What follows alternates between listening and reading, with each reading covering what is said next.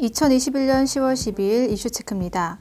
서울 노원구 한 아파트에서 새 모녀를 잔혹하게 살해한 김태현에 대해 오늘 1심 판결이 나왔습니다. 김 씨가 피해자 3명을 살해한 지 약 7개월 만에 재판 결과가 발표되자 과연 계획범죄가 인정되었는지 또 요구가 빗발쳐왔던 사형이 선고될지에 많은 이목이 모였는데요. 이슈체크에서 김태현에 대한 1심 재판 내용 살펴보겠습니다. 심재민 기자와 함께합니다. 안녕하세요.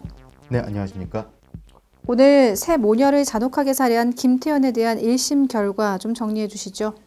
네, 서울 북부지법 형사합의 13부는 12일 살인, 절도, 특수 주거 침입 등 5개 혐의로 구속 기소된 김 씨에게 무기징역을 선고했습니다.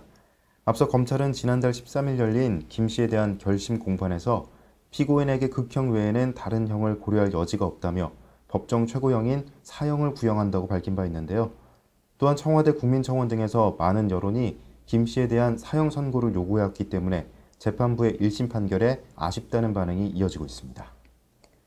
이번 재판의 쟁점은 무엇보다 김 씨가 A 씨를 제외한 나머지 가족들을 계획적으로 살해했는지 그 여부 아닙니까? 이에 대해서 검찰과 재판부 그리고 김 씨에 대한 입장이 좀 궁금합니다.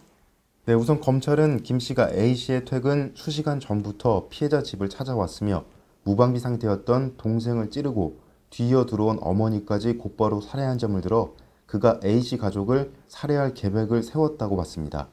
그러면서 극형 외에는 다른 형을 고려할 여지가 없다며 김 씨에게 법정 최고형인 사형을 구형했는데요. 반면 김 씨는 A씨를 살해할 계획을 세웠다는 점은 인정하면서도 A씨의 가족 구성을 알지 못했고 여동생은 제한만 하려 했을 뿐 살인은 우발적이었다고 주장했습니다. 그러니까 검찰은 나머지 가족에 대한 살인을 계획적으로 봤고 김 씨는 우발적이다 이렇게 주장한 거군요. 네, 이에 대해서 재판부는 어떻게 판단한 겁니까? 네, 재판부는 김 씨의 혐의 모두를 유죄로 인정하고 가족을 살해한 범행이 우발적으로 일어났다고 보이지 않는다며 동생과 어머니는 피고인과 아무런 관계가 없는 사람들인데도 A씨에 대한 범행을 위한 수단으로 살해됐다고 지적했습니다. 이어 피고인의 범행은 극단적인 인명 경시 성향을 보인 것이라고 덧붙였는데요. 다만 다른 중대사건과 양형 형평성을 고려하면 사형을 정당화할 특별하고 객관적인 사정이 있다고 단정할 수 없다며 피고인이 범행을 대체로 인정하는 점, 도주하지 않은 점, 피해자 및 유족에게 사죄의 뜻을 밝히기도 한 점을 고려했다고 양형 이유를 밝혔습니다.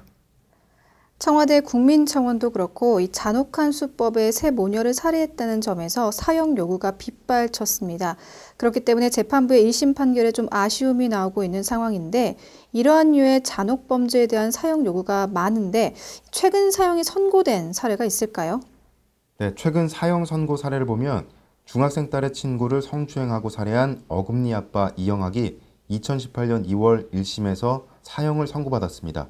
하지만 항소심과 상고심에서 우발적 살해였다는 주장이 인정돼 결국 무기징역으로 형이 확정됐습니다.